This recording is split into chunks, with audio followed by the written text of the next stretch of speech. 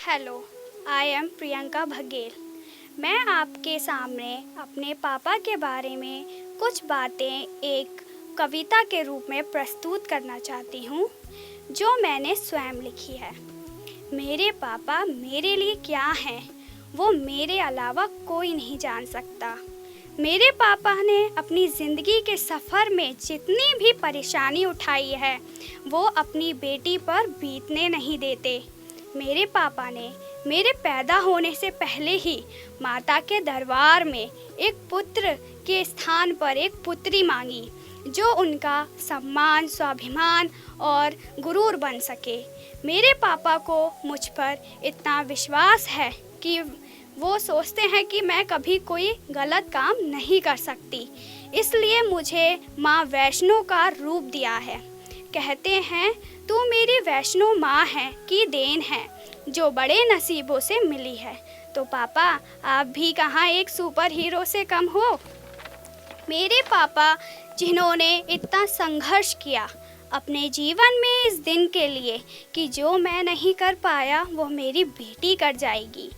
मैंने अपने पापा को मेरी पढ़ाई को बढ़ते देख अपनी परवाह किए बिना एक जॉब के बाद भी ओवरवर्क करते हुए देखा है।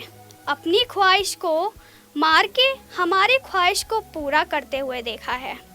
खुद एक शर्ट में सालों गुजार देते हैं, पर हमें हर महीने नए कपड़े दिलाते हैं। खुद घूमने नहीं जाते, हमें हर टाइम घूमने देते हैं।